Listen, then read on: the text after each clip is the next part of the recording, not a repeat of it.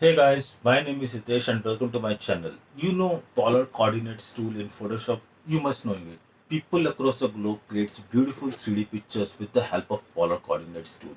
So what if I told you you can create a caricature and cartoon with the help of this tool too? Sounds interesting. So in this video I'm going to show you how you can create a caricature and cartoon with the help of polar coordinates tool.